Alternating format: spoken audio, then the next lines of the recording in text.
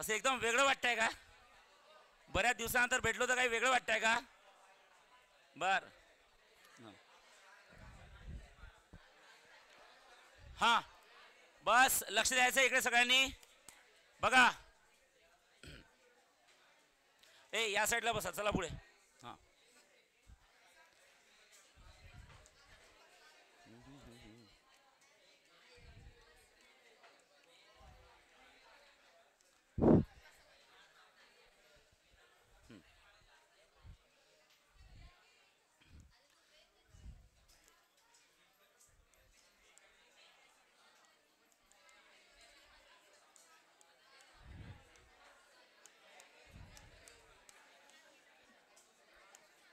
बघा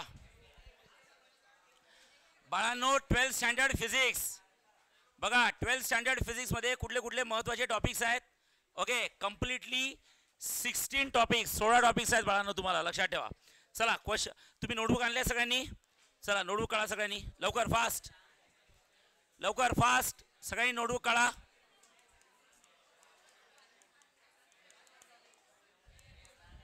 हां,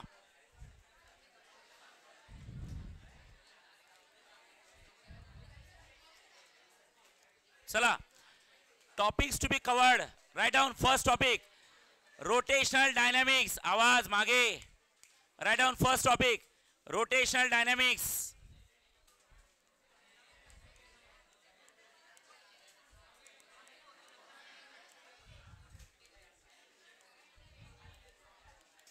हां, बस बस,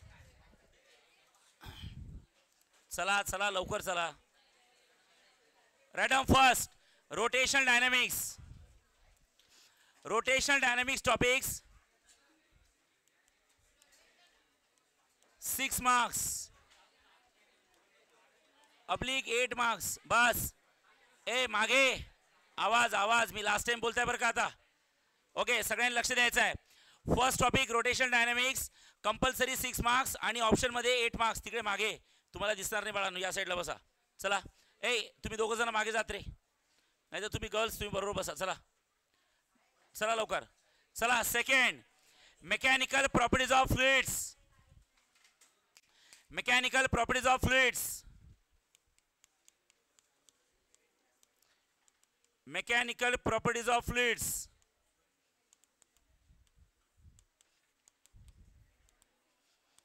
हां, mechanical properties of fluids compulsory 4 marks with option 5 marks. Third, kinetic theories of gases. लवकर, kinetic theories of gases, KTG. तुम्ही केटीजी लिहिले तरी सफिशियंट आहे. Okay, it's 3 marks and with option 4 marks. कंपल्सरीमध्ये 3 मार्क्स आहे, विथ ऑप्शनमध्ये 4 मार्क्स येतात. लवकर. Fourth, oscillation. It's 4 marks with option 6 marks. कंपल्सरीमध्ये 4 मार्क्स आणि विथ ऑप्शन 6 मार्क्स. म्हणजे या टॉपिकचे 6 मार्क्सचे क्वेश्चन्स तुमच्या पेपरमध्ये असतील, त्यातले कंपल्सरीमध्ये तुम्हाला 4 मार्क्सचे सॉल्व्ह करायचे आहेत. म्हणजे इन केस जर का हा टॉपिक तुम्ही ओमिट केला किंवा अभ्यास केला नाही तर तुमचा पेपरमध्ये 70 मार्क्सचा पेपर सॉल्व्ह करायचा आहे फिजिक्सचा, त्याच्यातला 4 मार्क्सचा पेपर तुम्ही सॉल्व्ह करू नाही शकणार. तुमच्यासाठी 66 मार्कांचाच पेपर राहील, लक्षात ठेवा. सो हे झाले कंपल्सरी मार्क, बरोबर आहे. मॅक्सिमम तुमचा अभ्यास खूप छान झाला आहे ऑसिलेशनचा. ऑसिलेशनचा प्रत्येक क्वेश्चन तुम्ही अटेम्प्ट करू शकता, तर जास्तीत जास्त 6 मार्क्सचं तुम्ही लिहू शकता.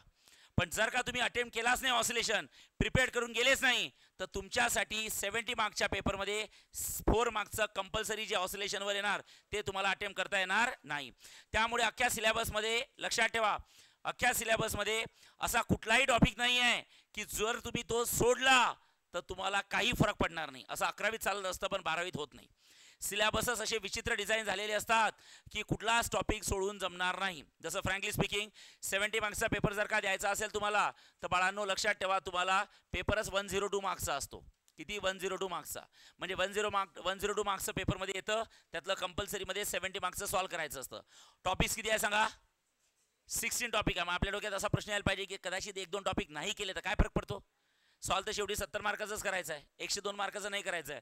पण पेपर पॅटर्नच असा डिझाईन केलेला असतो की तुम्ही जर का एखादा टॉपिक सोडला तर तुम्हाला बरोबर ते कुठल्या तरी क्वेश्चनमध्ये अडकवतात. म्हणजे जसं कंपल्सरी ऑसिलेशन टॉपिक सोडला फॉर एक्झाम्पल, तुम्ही अटेम्प्टच नाही केला, वाचलाच नाही वरच्या भरात, तर लक्षात ठेवा तुम्ही 4 मार्क्सचा अटेम्प्ट करू शकत नाही या 70 पैकी. ओके, म्हणजे तुमच्यासाठी पेपर हा 66 मार्क आउट ऑफ 66च पेपर लिहिणार तुम्ही. त्यामुळे कुठलाच टॉपिक तुम्ही रिमूव्ह करू शकत नाही. तुम्हाला every topic that you have to prepare, प्रत्येक टॉपिक तुम्हाला काय करायचं आहे, प्रिपेअर करायचं आहे. लक्षात ठेवा. चालेल. Next, right down fifth, superposition of waves. Come on, लवकर, fast. Fifth, superposition of waves.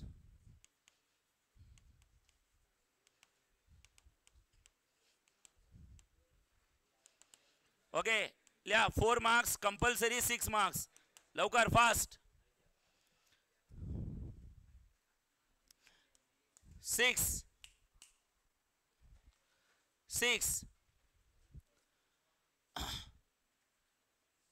thermodynamics.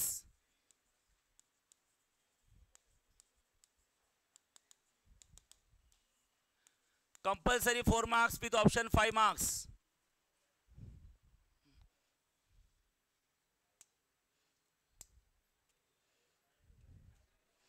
Next, बाप ऑप्टिक्स. पण कुठला ऑप्टिक्स आहे बोला, वे ऑप्टिक्स. आणि 11th ला कुठला होता, रे ऑप्टिक्स. ओके, लिहा. 7 मार्क्स विथ ऑप्शन 10 मार्क्स. लवकर, कम ऑन. Next, 8 electrostatics. हा, electrostatics 4 marks with option 5 marks. Come on, fast.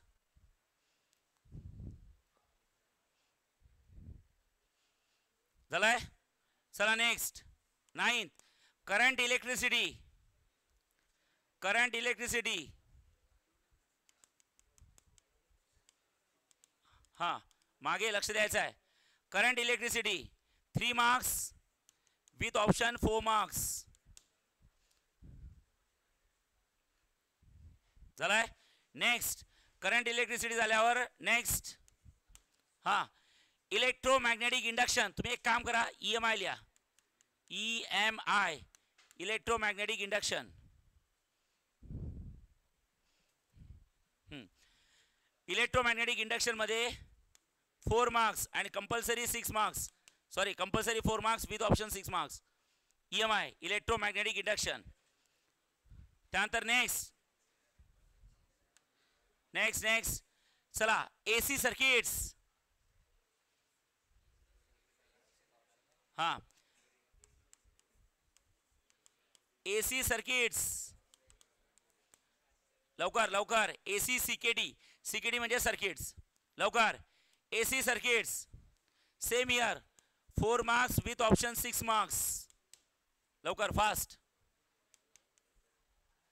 12th magnetic materials. जसं मॅग्नेटिझम शिकलो ना आपण, मॅग्नेटिझमचा नेक्स्ट पार्ट लक्षात ठेवा, सेकंड पार्ट, त्याला म्हणतात magnetic materials. Magnetic materials 3 marks with option 4 marks. झालाय. ओके, चला नेक्स्ट, मॅग्नेटिक मटेरियल झाल्यावर झालाय का इथपर्यंत सगळ्यांचं? येस. 12 कमान 13. हा, ड्युअल नेचर ऑफ लाइट्स.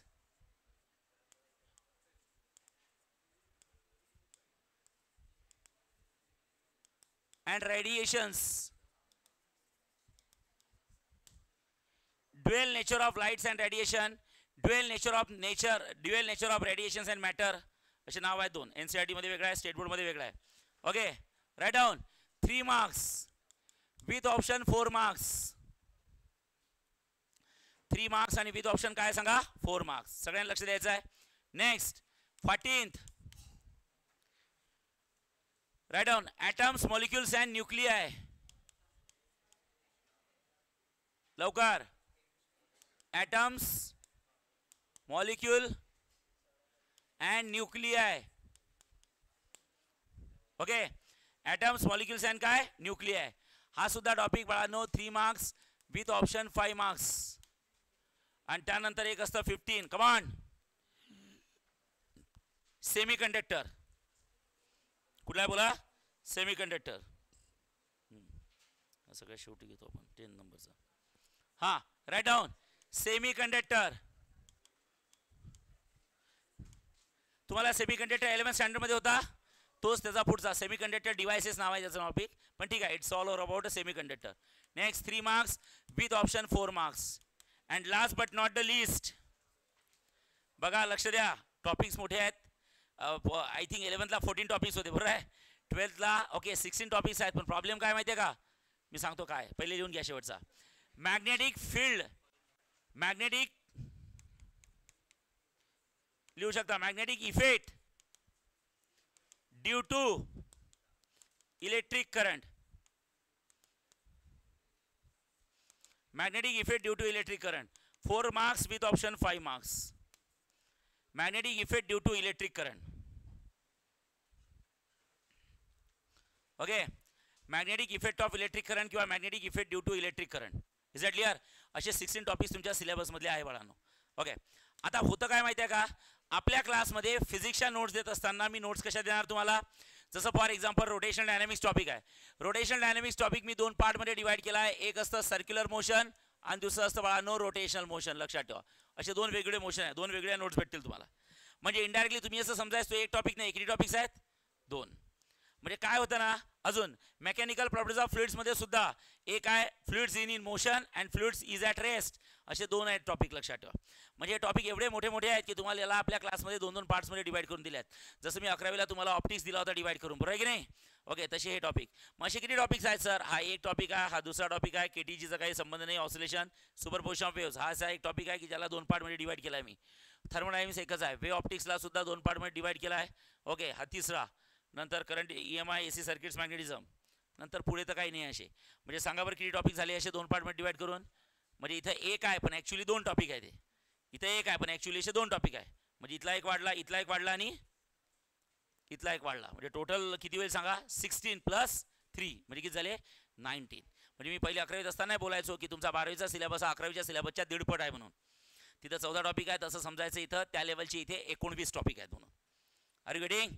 समजलं आहे. म्हणजे आपल्याला अभ्यासाची लेवल सुद्धा वाढवावी लागेल. सर किती टाइम्सनी वाढवली आहे तुमच्यावर आहे पण ॲटलीस्ट 1.5 टाइम्स तर वाढवावंच लागणार आहे. चालेल. Is that clear. And same about mathematics. मॅथमॅटिक्समध्ये सुद्धा सेम आहे. पण जेव्हा मी मॅथ्सचं लेक्चर घेईल तेव्हा सांगेल मी तुम्हाला. आता इकडे लक्ष द्या बाळांनो. मी तुम्हाला 1-2 दिवसात बऱ्याच गोष्टी सांगतो की आपल्या क्लासमध्ये आता 12वीचा सिलेबस जसा आपण सुरू करू तर क्लासमध्ये मी भरपूर चेंजेस केलेले आहेत. ओके काय काय पॅटर्ननी अभ्यास करणार. थोडा पॅटर्न आता आपल्याला चेंज करायचा आहे. याला म्हणतात काळाची गरज. काय म्हणतात काळाची गरज. इंटिग्रेटेड वाल्यांचा बरंच मी शेड्यूल चेंज करणार आहे आणि रेग्युलर वाल्यांचा सुद्धा मी सांगेल 1-2 दिवसात हळूहळू सांगतो. त्याचं रिझन काय मेन बघा. त्याचं पहिलं रिझन असं आहे की दरवर्षी गेले 20 वर्ष झाले तुमची जी बोर्डची एक्झाम आहे ती बोर्डची एक्झाम सुरू होते बाळांनो nearly equals to okay 22 of Feb. 22 of Feb दरवर्षी गेले 20 वर्ष झाले. पण यावर्षी ओके यावर्षी त्यांनी बोर्डची एक्झाम सुरू केली बाळांनो 9 ऑफ फेब. थांबा 2 मिनिटं लक्ष द्या. किती 9 ऑफ फेब म्हणजे नियरली इक्वल्स टू 12-13 दिवस जवळ आणली. आता विचार करा हाच जर GR तुमच्यासाठी काढला आणि तुम्हाला तुमची एक्झाम अजून इथून 12-13 दिवस म्हणजे तुमची exam in the month of January येणार. कुठल्या मंथमध्ये जानेवारी. लक्षात ठेवा. ओके आता इकडे लक्ष द्या. गव्हर्नमेंटचं काय सुरू आहे आता. तुम्ही जर का कंटिन्युअस त्याच्या कॉन्टॅक्टमध्ये असाल की नाही तर त्याचे कंटिन्युअस GR पडत आहे. दरवर्षी बोर्डचा रिझल्ट गेले 20 वर्ष झाले हा लागतो साधारणतः 10th ऑफ जून. आणि तुमच्या 10वीचा जवळपासच असतो 7-8 जूनला 9-10. 11वी-12वीचा रिझल्ट आणि 10वीचा रिझल्ट जवळपास जून महिन्यात लागतो बरं आहे. पण यावर्षी ऑलरेडी पेपर संपायच्या आधीच तारीख डिक्लेअर झाली की 12वीचा रिझल्ट लागणार आहे बाळांनो 15th ऑफ मे. अँड 10वीचा रिझल्ट लागणार आहे बाळांनो 21st ऑफ मे. 10वीचा बरं का 10th स्टँडर्डचा. काय होत आहे सगळ्या गोष्टी ढकलत जात आहे की पुढे येत आहेत. पुढे येत आहेत. लक्षात ठेवा. दरवर्षी तुमचं गेले 15-20 वर्ष झाले दरवर्षी 11वीचं कॉलेज सुरू होतं ऑगस्टमध्ये. कुठल्या महिन्यात ऑगस्ट. यावर्षी गव्हर्नमेंटने डायरेक्ट सांगितलं आहे ज्या दिवशी रिझल्ट लागला तिथून 15 दिवसानंतर कॉलेज सुरू झालेलं राहील. ओके, म्हणजे 1 जून पासून 11वी सुरू होणार आहे यावर्षी. तुमची बघा 11वी कधी सुरू झाली होती? आय थिंक ऑगस्टमध्ये सुरू झाली होती. जुलै, काही लोकांची जुलै एंडिंगला आणि काही लोकांची ऑगस्ट पार गणपती बसतात त्याच्या आधी आधी सुरू होऊन जाते. बरोबर आहे की नाही? म्हणजे ते 3-3 महिने बघा ह्या गोष्टी प्रिपोन करतायत, पोस्टपोन नाही करतायत, प्रिपोन करतायत. आता जर का गव्हर्नमेंटचं असंच काही सुरू राहिलं, ओके, आणि जर सपोज ठीक आहे यावर्षी तर तुम्हाला आता सिलेबस चेंज झालेला नाही आहे, यावर्षी तुम्हाला पेपर पॅटर्न चेंज नाही, तुम्ही ओल्ड पॅटर्नमध्ये जा, सगळं वाचले तुम्ही. ओके, हां. पण त्यांचं जर असं म्हटलं की सेंट्रलाइजच्या ॲडमिशन, सेंट्रलाइजच्या पेपर्स आणि बोर्डचे पेपर म्हणजे तुमचे स्टेटचे पेपर, हे पेपर जर का दोन्ही पेपर सोबत आणायचे असतील तर मी अश्युअर करतो तुम्हाला, 100% सांगतो, इट माइट बी पॉसिबल पुढच्या 4-5 महिन्यात ते GR टाकतील की यावर्षी 12वीचा पेपर जानेवारी महिन्यात घ्या म्हणून. म्हणजे बघा यावर्षी कुठल्या महिन्यात झाला होता? दरवर्षी 26 सेकंडला होतो, इथं झाला होता 9 फेब. ओके, आणि जर का इथून 15 दिवस जरी आधी घेतले पेपर, किती? 15 डेज, म्हणजे कुठल्या महिन्यात येईल? तर मी सांगतोय बा, नाही झालं तर चांगलीच गोष्ट आहे, पण मला गॅरंटी आहे 90% लक्षात ठेवा, तुम्ही पेपरसाठी रेडी राहा. ओके, 20 जानेवारी पासून तुमचे पेपर सुरू होऊ शकतात. 20 जानेवारी पासून पुढे रेडी. तुम्ही मेंटॅलिटी बनवा आतापासून. सिलेबस आता सुरू होत आहे, तुम्ही त्या स्पीडने जर आतापासून पळाले तर तुम्हाला त्रास होणार नाही. जर का स्पीड कमी असेल आणि 4 महिन्यानंतर सांगितलं, ते तर ऑब्व्हियसली ते तर आतापासून सांगणारच नाही, ते तर तुम्हाला जुलै ऑगस्टमध्ये समजेल. पण मी गॅरंटी घेतो की ते तुम्हाला हीच डेट देणार 20-21 जानेवारीपासून. म्हणजे थोडक्यात जर का बघितलं तर ओके, मागच्या 20 वर्षात 22 फेब्रुवारी आणि हे काय झालं सांगा 20 जानेवारी. म्हणजे समजलं का, 1 महिना पेपर लवकर घेतील, 1 महिना, 1 मंथ. यावर्षीच त्यांचा घ्यायचा विचार होता. ओके, तसा GR सुद्धा आला होता. ओके, गणपती उठल्यानंतर GR सुद्धा आला होता, पण बऱ्याच लोकांनी कंप्लेंट्स केल्या की नाही जमणार म्हणून, त्यामुळे त्यांनी अजून पुढच्या 15 दिवस ढकलली एक्झाम. पण ते यावर्षी तशी हलगर्जीपणा करणार नाही. जसं कॉलेज सुरू होईल ना तुमचं जून-जुलैमध्ये, लगेच ते जुलैच्या एंडिंगपर्यंत सांगून देतील काय करायचं करा. तसं आता अभ्यास करणाऱ्या मुलांना 15-20 दिवस काही मोठी गोष्ट नसते, जे स्टार्टिंगपासून अभ्यास करतात. पण जे अतितटीवर जाऊन अभ्यास करत असतात शेवटी, हां, ओके, त्यांना ते एक दिवस फार महत्त्वाचा असतो, लक्षात ठेवा. ओके, त्यात 15-15 दिवस जर का एक्झाम प्रिपोन झाली तर मग तर अवघडच आहे. समजलं आहे की नाही? त्यामुळे मी पहिल्याच दिवशी सांगतो, मी घाबरून देत नाही, लक्षात ठेवा. मी पहिल्या दिवशी सांगतो की थोडं सिरियसली स्टार्टिंगपासून अभ्यास करा. आणि आपल्या क्लासची टीम जेव्हा बसली, आम्ही या गोष्टींवर जेव्हा विचार केला, जर का आपल्याला या एक्झामसाठी प्रिपेअर करायचं आहे, याच्यापेक्षा लेट असेल तर वेल अँड गुड, पण जर का आपण या डेटसाठी प्रिपेअर करायचं असेल तर आपल्याला थोडेफार चेंजेस करावे लागतील. चेंजेस म्हणजे काय? तर टीचर्स लोक आतापासून लेक्चर्स वाढवतील. समजलं आहे की नाही? काय वाढवतील सांगा? लेक्चर्स वाढवतील. ओके, CETची एक्झाम म्हणजे रेग्युलरवाल्यांची जी CET आहे ती लगेच मे महिन्यात सुरू होऊन जाईल. जनरली आम्ही जूनमध्ये सुरू करायचो. ओके, तर ती लगेच मेमध्ये सुरू होऊन जाईल. इंटिग्रेटवाल्यांचं 2 दिवसापासून 2 दिवसानंतरच आता सिलेबस सुरू होईल हाय स्पीडनी. ओके, पूर्वी काय करायचो, 8 दिवस चला चिल मारू द्या थोडंफार, आत्ताच 11वीतून आलेले आहेत. ओके, रिलॅक्स होऊ द्या, एक टॉपिक होऊ द्या बोर्डचा, जसं आता सुरू होईल एक टॉपिक होऊ द्या, नंतर मग 15 दिवसानंतर इंटिग्रेटवाल्यांचा ॲक्च्युअल सिलेबस सुरू व्हायचा. तसं तुम्हाला होणार नाही. ओके, बरं, हे मी करतो म्हणून नाही आहे, ही प्रॅक्टिकल सिच्युएशन आहे बाळांनो, हे करावं लागेल. आणि मी का बरं सर, आम्हाला तुम्ही करा सर, काय करायचं, आम्हाला कशाला फालतूच्या गोष्टी सांगता, असं नाही आहे. मी एकटा बडबड करून शिकवणार नाही, तुम्हाला बसायचं आहे माझ्या डोळ्यासमोर. सो माझ्या सिरियसनेस असून फायदा नाही. सगळ्यात जास्त सिरियसनेस कोणात असलं पाहिजे? तुमच्यात असलं पाहिजे. समजलं आहे की नाही? काय म्हणताय, मी समजताय? त्यामुळे लक्षात ठेवा. ओके, त्यामुळे आपण सिलेबसमध्ये आता इंटिग्रेटच्या बॅचचे मी सेपरेट उद्या लेक्चर घेणारच आहेत की कुठले कुठले टीचर्स असतील, काय असतील, काय काय घेणार, फिजिकल केमिस्ट्री काय, ऑर्गॅनिक केमिस्ट्री काय, इनऑर्गॅनिक केमिस्ट्री काय, फिजिक्समध्ये काय, मॉडर्न फिजिक्स काय, रोटेशनल फिजिक्स काय. ओके, यांना कुठला कुठला टीचर राहील सगळं डिझाईन झालेलं आहे. ते मी सगळं तुम्हाला टीमच तयार करून देतो इंटिग्रेटवाल्यांना बरोबर. ओके, रेग्युलर CETवाल्यांनी लक्षात ठेवा, ज्यांचे जे बाहेरच्या कॉलेजेसचे स्टुडंट्स आहे, जनरली आपण CETची एक्झाम जूनमध्ये घेत असतो, ती आपल्याला आता मेमध्येच घ्यायची आहे. म्हणजे एक्झाम नाही, काय क्लासेस CETचे कधीपासून सुरू करायचे आहे? In the month of May. चालेल? काही प्रॉब्लेम? काही प्रॉब्लेम नाही. ओके, चला आता ओके, त्यातल्या त्यात थोडं रिलॅक्स करण्यासाठी या सगळ्या सिलेबसमधला एक सिम्पल टॉपिक, सिम्पल तर असा ठीक आहे, हां, फिजिक्स आहे तर सिम्पलच आहे सगळं, ठीक आहे. हां, तर बाळांनो त्यातल्या त्यात okay, to get and confidence, okay, फिजिक्समधला आपण हा टॉपिक सुरू करू, dual nature of lights and काय रेडिएशन्स. हा टॉपिक बऱ्यापैकी इझी आहे, याच्यापेक्षा छोटा टॉपिक फिजिक्समध्ये नाहीच आहे. ओके, तो किती छोटा आहे तर ती नोट्स तुमच्या हातात दिलेली आहेत बघा. बघा, dual nature of lights and रेडिएशनची नोट्स दिली आहे. याच्यापेक्षा छोटा एकही टॉपिक तुमच्या फिजिक्समध्ये नाही आहे बाळांनो. ठीक आहे. ओके. सो बाळांनो त्यातला आपण आपला सिलेबसचा फर्स्ट टॉपिक समजा dual nature of lights and radiations. लक्ष द्या काय करायचं आता. हां चला लिहिलंय तुम्ही हे सगळं. Okay next. हां चला आता सगळ्यांनी माझ्याकडे बघायचं आहे. लक्षात ठेवा dual nature of lights and radiation मध्ये सगळ्यात पहिले लक्षात ठेवा dual nature of radiations and matter. Okay 2019 नंतर जेव्हा सिलेबस चेंज झाला तेव्हा या टॉपिकचं फक्त बारसं केलं वेगळं, म्हणजे टॉपिकचं नाव वेगळं केलं. ओके 2019च्या आधी ओके या टॉपिकचं नाव होतं इलेक्ट्रॉन्स अँड फोटॉन्स. काय होतं बोला? इलेक्ट्रॉन्स अँड प्रोटॉन्स नाही, बोला फोटॉन्स. पहिल्यांदा नाव ऐकता तुम्ही इलेक्ट्रॉन्स अँड फोटॉन्स. प्रोनाउन्स करा इलेक्ट्रॉन्स अँड फोटॉन्स. ओके आता इकडे लक्ष द्या. मला तरी वाटतं तेच नाव बेस्ट आहे इलेक्ट्रॉन्स अँड फोटॉन्स. बऱ्याच गोष्टी क्लिअर होतात त्या ड्युएल नेचरमध्ये काहीच क्लिअर होत नाही. ओके आता इलेक्ट्रॉन्स अँड फोटॉन्स मध्ये काय असतं इकडे लक्ष द्या. सगळ्यात पहिले आपण विचार केला व्हॉट आर इलेक्ट्रॉन्स. लक्ष द्या व्हॉट आर इलेक्ट्रॉन्स. इलेक्ट्रॉन्स बद्दल आपण जेव्हा बघतो तेव्हा सगळ्यांना माहिती आहे electrons are negative charge carrier. Okay electrons are present in a metal plate. Electrons कुठे प्रेझेंट असतात? Metal plates. That is electrons are present in a conductors. जसं फॉर एक्झाम्पल बाळांनो सपोज एखाद्या मेटॅलिक कंडक्टर घेतला. Yes this is the metal. आता मला हे सांगा हा मेटल आहे म्हणजे कोण आहे सांगा? सॉलिड आहे. As it's a solid it consist of large number of atoms which are closely packed to each other. यामध्ये खूप सारे ॲटम्स आहेत बाळांनो which are closely packed to each other. It is a solid. Solid consist of large number of atoms. सॉलिडमध्ये खूप सारे काय असतात? ॲटम्स असतात which are closely packed to each other. सॉलिडमधले सगळे ॲटम्स काय असतात? Closely packed to each other. आता तुम्हाला सगळ्यांना माहित आहे इन वन ॲटम काय असतं बाळांनो? लक्षात ठेवा इन वन ॲटम. लक्ष द्या इन वन ॲटम एका ॲटम मध्ये काय असतं? हा सॉलिड आहे. सॉलिडमध्ये खूप सारे ॲटम्स आहे.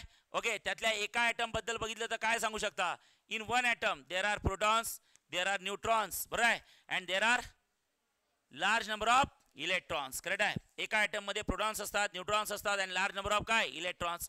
आता स्ट्रक्चर ऑफ ॲटम जर का काढायला गेले तर तुम्हाला समजाल कुठल्या ॲटम मध्ये एक न्यूक्लियस असतो. न्यूक्लियसमध्ये प्रोटॉन्स असतात, न्यूक्लियसमध्ये न्यूट्रॉन्स असतात आणि इलेक्ट्रॉन्स आर काय? Revolving. Electrons are revolving. Correct आहे. येस. आता बाळांनो मला हे सांगा हे इलेक्ट्रॉन्स त्या न्यूक्लियसच्या भोवती रिव्हॉल्व होत असतात. का बरं रिव्हॉल्व होत असतात? Because there is a force of attraction between positive charge protons and negative charge electrons. इलेक्ट्रॉन्सवर चार्ज निगेटिव्ह आहे, प्रोटॉनवर चार्ज पॉझिटिव्ह आहे. सांगा निगेटिव्ह पॉझिटिव्ह अट्रॅक्शन असेल की रिपल्शन असेल? अट्रॅक्शन. करेक्ट आहे. तर बाळांनो हे प्रोटॉन्स आणि इलेक्ट्रॉन्स या दोघांमध्ये एक बॉन्ड असतो, अट्रॅक्शन बॉन्ड असते. ओके त्यामुळे हे इलेक्ट्रॉन्स एका ऑर्बिटमध्ये फिक्स ऑर्बिटमध्ये फिरत राहतात बाळांनो. आता फॉर एक्झाम्पल असं लक्ष द्या. हे बघा मी पुन्हा एकदा काढताय. समजा ही मेटल प्लेट आहे म्हणजे सॉलिड आहे. सॉलिडमध्ये खूप सारे ॲटम्स आहे. ॲटम्समध्ये खूप सारे प्रोटॉन्स आहे, न्यूट्रॉन्स आहे, इलेक्ट्रॉन्स आहे. इलेक्ट्रॉन्स हे रेसमध्ये आहे की मोशनमध्ये आहे? Motion. Electrons are always in random motion. Okay but they are bounded by protons. They are bounded by protons. Okay प्रोटॉन्सद्वारे बाउंड झाले आहेत. आता फॉर एक्झाम्पल बाळांनो हे पहा या मेटल प्लेटमधले मी इलेक्ट्रॉन्स काढले. बाकीचे सगळे आहेत पण मला इलेक्ट्रॉन्स काढायचे आहेत. सांगा कुठल्याही मेटल प्लेट मधले जे काही इलेक्ट्रॉन्स असतात ते रेस मध्ये असतात की मोशन मध्ये असतात? रॅन्डम मोशन मध्ये. करेक्ट आहे. ओके रॅन्डम मोशन मध्ये आहे. पण एवढं लक्षात ठेवा इलेक्ट्रॉन्स आणि प्रोटॉन्स मध्ये एक फोर्स ऑफ अट्रॅक्शन असतं. ओके आता मी जर असं तुम्हाला बोललो I have to remove the electrons किंवा electrons wants to remove from the metal plate. इलेक्ट्रॉनला त्या मेटल प्लेटच्या बाहेर निघायचं आहे. ओके इलेक्ट्रॉनला जर का त्या मेटल प्लेटच्या बाहेर निघायचं असेल तर सगळ्यात महत्त्वाची गोष्ट काय? इलेक्ट्रॉनला जर का त्या मेटल प्लेटच्या बाहेर निघायचं असेल तर त्या इलेक्ट्रॉननी प्रोटॉन सोबत केलेला जो इलेक्ट्रोस्टॅटिक फोर्स ऑफ अट्रॅक्शन आहे तो बॉन्ड पहिले काय करावं लागेल सांगा? ब्रेक करावं लागेल. काय करावं लागेल? ब्रेक. आणि if the electrons are able to break the bond only then they can eliminate or remove from the surface of metal. Okay पण आता मला हे सांगा इलेक्ट्रॉनला स्वतःहून जर का त्या मेटल प्लेटच्या बाहेर निघायचं असेल तर त्या इलेक्ट्रॉनला स्वतःहून तो बॉन्ड काय करावा लागेल? ब्रेक करावा लागेल. बट प्रॅक्टिकली बघायचं झालं तर electron doesn't have a sufficient energy to break the bond. Electron जवळ तेवढी एनर्जी नाही आहे जेणेकरून ते बॉन्ड काय करतील सांगा? ब्रेक करतील. लक्ष द्या मी काय म्हणताय पुन्हा एकदा लक्ष द्या. हा सगळ्यात महत्वाचं मला हे सांगा this is the metal plate this is the solid. Solid मध्ये कोण आहेत? इलेक्ट्रॉन्स. तसे तर सगळेच आहे. मला इलेक्ट्रॉनची गरज आहे. सांगा सॉलिड मध्ये कोण आहे? इलेक्ट्रॉन्स. सांगा इलेक्ट्रॉन रेस मध्ये आहे की मोशन मध्ये आहे? मोशन. कुठलं मोशन आहे? पर्टिक्युलर मोशन आहे की रॅन्डम मोशन? Random motion. मग त्या इलेक्ट्रॉनला मेटल प्लेटच्या बाहेर निघायचं आहे. मग इलेक्ट्रॉनला जर का मेटल प्लेटच्या बाहेर निघायचं असेल तर पहिले काय करावं लागेल त्यांना? आतमधलं स्ट्रक्चर मी डिटेलमध्ये सांगितलंय, सांगा काय करावं लागेल? त्यांचा जो प्रोटॉन सोबत बॉन्ड झालाय तो बॉन्ड काय करावा लागेल? ब्रेक. आणि बॉन्ड ब्रेक करण्यासाठी what they need? Sufficient energy. काय पाहिजे? एनर्जी. कुठलाही बॉन्ड ब्रेक करण्यासाठी तुम्हाला एनर्जी पाहिजे असते बाळांनो. बट प्रॅक्टिकली जर बघितलं तर electron doesn't have a sufficient energy to break the bond. Electron जवळ तेवढी एनर्जीच नसते की जेणेकरून तो बॉन्ड काय करतील? ब्रेक. आणि त्यामुळे इलेक्ट्रॉन कधीच स्वतःहून मेटल प्लेटच्या बाहेर निघत नाहीत. They will not emit okay by itself. त्यांच्या स्वतःद्वारे ते कधीच मेटल प्लेटच्या बाहेर निघू शकत नाही. पण या टॉपिकमध्ये आपल्याला काय करायचं आहे? त्या इलेक्ट्रॉनला मेटल प्लेटच्या बाहेर काढायचं आहे. अहो सर, इलेक्ट्रॉनला मेटल प्लेटच्या बाहेर काढण्यासाठी फर्स्ट ऑफ ऑल त्यांना बॉन्ड ब्रेक करावा लागतो. बॉन्ड ब्रेक करण्यासाठी त्यांना एनर्जी पाहिजे. त्यांना एनर्जी स्वतःमध्ये नाही आहे, त्यामुळे ते स्वतःहून कधीच बॉन्ड ब्रेक करणार नाही आणि ते स्वतःहून कधीच मेटल प्लेटच्या बाहेर निघणार नाही. मग आपण त्यांना मदत करू. कुणाला? कुणाला? कशासाठी? बॉन्ड ब्रेक करण्यासाठी मदत करू. म्हणजे काय? त्यांना काय पाहिजे? एनर्जीच पाहिजे ना. तर आपण त्यांना एनर्जी सप्लाय करू. कशासाठी? जेणेकरून ही एनर्जी घ्या, तो बॉन्ड ब्रेक करा आणि मेटल प्लेटच्या बाहेर निघा. मेटल प्लेटच्या बाहेर निघणे त्याला इंग्लिशमध्ये म्हणतात एमिशन ऑफ इलेक्ट्रॉन. काय म्हणायचं सांगा? Emission of electron. ओके, लक्षात ठेवा. एमिशन ऑफ इलेक्ट्रॉन्स लक्षात ठेवा. So for performing an emission of electrons, okay, electrons needs a sufficient energy to break the bond and electron doesn't have that sort of energy.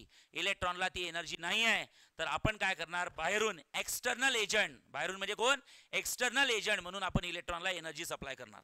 मग आपण जी काय इलेक्ट्रॉनला energy supply करणार त्यावर वेगवेगळ्या टाईप्सचे इमिशन असतात. त्यातलं पहिलं, what are a different types of emission of electron. Types of emission of electron. Types of emission of electron. What are a different types of emission of electron. मॅडमला म्हणा तो trip पडलाय, म्हणा तो ट्रिप हे करायचं. Okay, what are a different types of emission of electron. इलेक्ट्रॉनला emit करण्याचे कुठले टाइप्स आहेत त्यातलं इकडे लक्ष द्या. First type, okay, the first type is called as thermionic emission. Thermionic emission लक्ष द्या. What is mean by thermionic emission? Thermionic emission काय असते? ओके, आता थर्मोइक इमिशन मध्ये मी काय सांगू शकतो तर लक्ष द्या. सपोज ही एक metal plate. Yes, metal plate मध्ये कोण आहे? इलेक्ट्रॉन्स. येस, ओके, इलेक्ट्रॉन्सला मेटल प्लेटच्या बाहेर निघायचं आहे. येस, त्यांना त्यासाठी बॉन्ड ब्रेक करावा लागतो. येस, त्यासाठी त्यांना काय लागते? एनर्जी. येस, त्यांच्याजवळ एनर्जी आहे का? नाही. मग आपण जी एनर्जी सप्लाय करतो ती कोणाच्या फॉर्म मध्ये एनर्जी सप्लाय करतो? हीटच्या फॉर्म मध्ये. आपण जी एनर्जी सप्लाय करतो ती कोणाच्या फॉर्म मध्ये एनर्जी सप्लाय करतो? सांगा. हीटच्या फॉर्म मध्ये सप्लाय करतो. हीट म्हणजे काय असतं? क्यू. करेक्ट आहे. मग आता मला हे सांगा, जर का सपोज तुम्ही त्या मेटल प्लेटला गरम केलं, जर का तुम्ही त्या मेटल प्लेटला गरम केलं तर मेटल प्लेटला जेव्हा तुम्ही गरम करता म्हणजे मेटल प्लेटला तुम्ही एक हीट देता. हीट म्हणजे कोण असते? एनर्जी. हीट म्हणजे कोण असतं बाळांनो? एनर्जी. आणि ती कुठली एनर्जी असते? That energy is called as thermal energy. कुठली एनर्जी सांगा? Thermal energy. लक्षात ठेवा. That energy is called as thermal energy. Okay, माझ्याकडे बघायचं आहे सगळ्यांनी. That energy is called as thermal energy. आता इलेक्ट्रॉन्सला हीट सप्लाय केली म्हणजे इलेक्ट्रॉन्सला थर्मल एनर्जी दिली. आता हे इलेक्ट्रॉन्स आहेत त्यांनी ती थर्मल एनर्जी काय केली? ॲक्वायर्ड केली, ॲक्सेप्ट केली, ॲब्झॉर्ब केली. आता इलेक्ट्रॉन्सला एनर्जी भेटली की इलेक्ट्रॉन्स काय करतात? सांगा, बोला. इलेक्ट्रॉन्स काय करतात? बोला. इलेक्ट्रॉन्स आणि प्रोटॉन्स मधला बॉन्ड काय करतील? ब्रेक. आणि once the electrons gets break the bond they will liberate from the surface of metal. They will liberate from the surface of metal. या मेटलच्या बाहेर ती इलेक्ट्रॉन्स बाहेर निघतील. लक्षात ठेवा, हे इलेक्ट्रॉन्स बाहेर निघतील. That is called as emission of electron. काय म्हणतात सांगा? Emission of electrons. This is one of the way how we can emit the electrons. So वेगवेगळ्या प्रकारे आपल्याला एनर्जी सप्लाय करायची आहे. लक्षात ठेवा. त्यातला मी पहिला प्रकार शिकवला, that is called as thermionic emission. Thermionic emission मध्ये इलेक्ट्रॉनला आपण कुठली एनर्जी देतो सांगा? Thermal energy. आणि थर्मल एनर्जी म्हणजे कोण असतं? हीट. थर्मल एनर्जी दिल्याने ती इलेक्ट्रॉन्स ती एनर्जी ॲब्झॉर्ब करतात. इलेक्ट्रॉननी एनर्जी ॲब्झॉर्ब केल्यानंतर प्रोटॉन मधला बॉन्ड ब्रेक करतात आणि बॉन्ड ब्रेक केल्यानंतर इलेक्ट्रॉन मेटल प्लेटच्या कुठे निघतात सांगा? बाहेर निघतात. Such a type of emission is called as thermal emission. आणि एंट्रन्सला क्वेश्चन विचारतात, थर्मल एमिशन द्वारे जे काही इलेक्ट्रॉन बाहेर निघाले, these electrons called as thermions. These electrons are called as thermions. काय म्हणतात बोला? थर्मिऑन्स. बोर्ड्स मध्ये याचा कुठे उल्लेख नाही आहे, एंट्रन्स मध्ये दिला आहे. लक्षात ठेवा. So what are thermions? Thermions are the electrons which are emitted by a thermoic emission. Thermionic emission द्वारे जे काही इलेक्ट्रॉन एमिट झाले त्याला म्हणतात बाळांनो थर्मिऑन्स. काय म्हणतात बोला? Thermions. Are you getting? Thermal एनर्जीचा यूज करून. हे झालं फर्स्ट टाइप ऑफ इमिशन. लक्षात ठेवा, that is called as thermionic emission. आता सेकंड टाइप ऑफ इमिशन काय असतं? Second type of emission is called as field emission. लक्षात ठेवा, फील्ड इमिशन. हा, फील्ड एमिशन काय असतं आता इकडे लक्ष द्यायचं. आपल्याला इलेक्ट्रॉनला एनर्जी सप्लाय करायचं आहे इन डिफरंट वेज. त्यातला सेकंड वे बघायचा आहे फील्ड एमिशन काय असतं. आता समजा ही मेटल प्लेट आहे, तुम्हाला माहिती आहे मेटल प्लेटमध्ये इलेक्ट्रॉन्स आहे. ओके, समजा ही मेटल प्लेट आहे, लक्षात ठेवा. ओके, हे बघा रे, नोट्समध्ये काही बघू नका रे, काही बघू नका. मी बोलतो त्याकडे लक्ष द्या, ठीक आहे. हां, मी वाचून घेतो नोट्समधनं, इकडे लक्ष द्या. पहिल्या दिवशी एवढा अभ्यास नाही करायचा. हां, हे बघा, चिल मारायचा. हां, लक्ष द्या. हां, तर बाळांनो इकडे बघा, इकडे इकडे लक्ष द्या. येस, हे बघा ही मेटल प्लेट, या मेटल प्लेटमध्ये इलेक्ट्रॉन्स आहे. येस, यांना आपल्याला बाहेर काढायचे आहेत, बरोबर आहे. तर आपण काय करू या मेटल प्लेटला, आता या थर्माइक एमिशनमध्ये मी मेटल प्लेट अशा प्रकारे पकडली, त्यामुळे तुम्हाला त्रास झाला नाही, सगळं समजलं. आता मी त्या मेटल प्लेटला असं पकडतो बघा, असं व्हर्टिकल. मग तुम्हाला आता डायग्राम काढताना तुम्हाला एवढी थिकनेसच दिसेल ना. ओके, तर मी मेटल प्लेट अशा प्रकारे काढतो, बिलकुल घाबरायची गरज नाही. सर हे काय, ही मेटल प्लेट आहे, फक्त हीच मेटल प्लेट आहे, ती अशी पकडली, बरोबर आहे. फक्त त्याची थिकनेस दिसते. आता काय दिसत आहे, थिकनेस. शेवटी तीच मेटल प्लेट आहे, त्यात इलेक्ट्रॉन सुद्धा आहे, आणि त्याच इलेक्ट्रॉन सुद्धा आहे, त्याच इलेक्ट्रॉनला आपल्याला मेटल प्लेटच्या बाहेर काढायचं आहे, बरोबर आहे. त्यासाठी मी काय करणार आता, फील्ड एमिशन करणार, म्हणजे एनर्जी वेगळ्या प्रकारे सप्लाय करणार. कुठल्या प्रकारे, तर ती मेटल प्लेट मी काय ठेवणार, इलेक्ट्रिक फील्डमध्ये ठेवणार. This is the positive plate, this is the negative plate. Yes yes, this is the positive plate and this is the negative plate. Very good. You know कुठल्या टॉपिक मध्ये शिकलोय सांगा, positive plate negative plate, electrostatics, बरोबर आहे. So you know all the electric lines always flow from negative to positive or positive negative positive. So all the electric lines always flow from positive to negative, correct आहे. This is called as electric field intensity. Electric field. आता असं म्हणतात, लक्षात ठेवा मी काय म्हणताय. Okay, असं म्हणतात जर का एखाद्या मेटल प्लेटमधनं इलेक्ट्रॉन बाहेर काढण्यासाठी तुम्ही फील्ड एमिशनचा यूज करत असाल, तर तुम्ही ज्या इलेक्ट्रिक फील्डमध्ये त्या मेटल प्लेटला ठेवतात, ज्या इलेक्ट्रिक फील्डमध्ये तुम्ही त्या मेटल प्लेटला ठेवतात, that electric field should be a strong electric field. Sir strong म्हणजे काय, व्हेरी स्ट्रॉंग. स्ट्रॉंग म्हणजे काय, तर एंट्रन्समध्ये सांगितलं आहे that electric field is nearly equals to 10⁻⁸ volt per metre. 10⁻⁸ volt per metre. MCQ साठी क्वेश्चन लक्षात ठेवा. 10⁻⁸ व्होल्ट पर मीटर, त्यालाच म्हणतात न्यूटन पर कुलोम. का बरं, सगळ्यांना माहित आहे इलेक्ट्रोस्टॅटिक्स मध्ये इलेक्ट्रिक फील्ड इंटेन्सिटी म्हणजे असतं electrostatic force per unit charge. Force unit असतं न्यूटन, चार्ज युनिट असतं कुलोम. करेक्ट हो की नाही. येस, शिकलोय आपण. एवढी स्ट्रॉंग इलेक्ट्रिक फील्ड जर असेल तर काय होतं इकडे बघा. हां, मला हे सांगा बाळांनो, हे इलेक्ट्रॉन आपल्याला बाहेर काढायचे आहे, सगळ्यांना माहिती आहे. सांगा इलेक्ट्रॉनवर चार्ज कुठला असतो, पॉझिटिव्ह की निगेटिव्ह. निगेटिव्ह. Very good. आणि ही प्लेट कुठली आहे, पॉझिटिव्ह की निगेटिव्ह. निगेटिव्ह. मग negative charge electron, negative plate. सांगा निगेटिव्ह प्लेट या निगेटिव्ह चार्ज इलेक्ट्रॉनला, निगेटिव्ह प्लेट या निगेटिव्ह चार्ज इलेक्ट्रॉनला अट्रॅक्ट करतील की रिपल करतील. बोला, रिपल. कारण की like charges repel each other, correct आहे. सो ही निगेटिव्ह प्लेट या निगेटिव्ह चार्ज इलेक्ट्रॉनला रिपेल करतील, लक्षात ठेवा. आणि साधी गोष्ट आहे, ही प्लेट कुठली आहे सांगा, पॉझिटिव्ह. इलेक्ट्रॉनवर चार्ज कुठला आहे, निगेटिव्ह. सो पॉझिटिव्ह प्लेट त्या निगेटिव्ह इलेक्ट्रॉनवर काय करतील, अट्रॅक्ट. म्हणजे समजलाय का. ओके, म्हणजे काय होईल ना, ही जर का इलेक्ट्रिक फील्ड स्ट्रॉंग असेल तर ही निगेटिव्ह प्लेट एवढ्या जोरात फोर्स अप्लाय करते त्या इलेक्ट्रॉनवर की ते इलेक्ट्रॉन काय करतील माहितीये का, ते इलेक्ट्रॉन काय करतील, त्या इलेक्ट्रॉन्स आणि प्रोटॉन्स मधला जो काय बॉन्ड आहे, काय सांगा, तो बॉन्ड काय होईल सांगा, ब्रेक. जर झटका बसल्यावर बॉन्ड ब्रेक होतो ना. ओके, बॉन्ड ब्रेक होईल आणि बॉन्ड ब्रेक झाल्यानंतर electrons will be liberate from the surface of metal. Electrons will be liberate from the surface of metal. हे पहा इलेक्ट्रॉन्स मेटल प्लेटच्या बाहेर निघाले. This is one of the another emission of electrons. आपलं main target तेच आहे, इलेक्ट्रॉनला metal प्लेटच्या बाहेर काढायचं आहे, करेक्ट आहे. पण इलेक्ट्रॉनला मेटल प्लेटच्या बाहेर काढण्यासाठी दुसऱ्या केसमध्ये आपण कुठला यूज केलाय, फील्ड एमिशन. आपण जी फील्ड तयार केली ती स्ट्रॉंग इलेक्ट्रिक फील्ड आहे की weak electric field, strong electric field use केली आहे, लक्षात ठेवा. Okay, so this type of emission is called as a second type of emission and it is called as a field emission. काय म्हणतात सांगा, field. पुन्हा एकदा सांगतो, टाइप्स ऑफ एमिशन मध्ये पहिलं एमिशन कुठलं शिकलो आपण, थर्मोइक एमिशन. दुसरं एमिशन कुठलं शिकलो सांगा, फील्ड एमिशन. आता इकडे लक्ष द्या, थर्ड टाइप ऑफ एमिशन काय असतं, सगळ्यांनी लक्ष द्यायचं आहे बाळांनो. थर्ड टाइप ऑफ एमिशन असतं बाळांनो, लक्षात ठेवा, secondary emission. Secondary emission. Okay, secondary emission of electron. हां, व्हॉट इज सेकंडरी एमिशन, काय असतं बघा. हां, पुन्हा तीच गोष्ट, ही मेटल प्लेटमध्ये इलेक्ट्रॉन्स आहे, इलेक्ट्रॉन्सला बाहेर काढायचे. ही मेटल प्लेट अशी पकडली तो ऑब्विसली तुम्हाला त्याची थिकनेसच दिसणार आहे. सपोज ही मेटल प्लेट आहे, येस, तुम्हाला यात इलेक्ट्रॉन्स आहे, येस, करेक्ट आहे. मग आता आपल्याला काय करायचं आहे, इलेक्ट्रॉन्सला बाहेर काढायचं आहे. का रे बाळांनो, ते इलेक्ट्रॉन्स स्वतःहून बाहेर निघतात का रे, अरे इलेक्ट्रॉन्स स्वतःहून बाहेर निघतात काय, नाही. का बरं निघत नाहीत, कारण त्यांच्या सर ते इलेक्ट्रॉन्स माहिती आहे का बॉन्डमध्ये आहेत. कुणाच्या, इलेक्ट्रॉनचा प्रोटॉनसोबत बॉन्ड आहे. ओके, त्यांना बाहेर निघायचं तो बॉन्ड ब्रेक करावा लागतो. बॉन्ड ब्रेक करण्यासाठी त्यांना एनर्जी पाहिजे अँड दे डोंट हॅव, त्यांना तेवढी सफिशियंट एनर्जी नाही. ती जी एनर्जी असते आपण ती एक्सटर्नल एजंटनी देतो. ओके, 2 प्रकारे आपण एनर्जी दिली होती, आता तिसऱ्या प्रकारे द्यायची. काय करायचं बघा एनर्जी देत असताना. थर्ड प्रकारे काय करतो आपण, इथे कॅथोड घ्यायचा बाळांनो, लक्षात ठेवा. काय घ्यायचा, कॅथोड. हां, थोडं केमिस्ट्रीचं नॉलेज असेल तर मला एक सांगा, कॅथोड काय असतो, व्हॉट इज कॅथोड?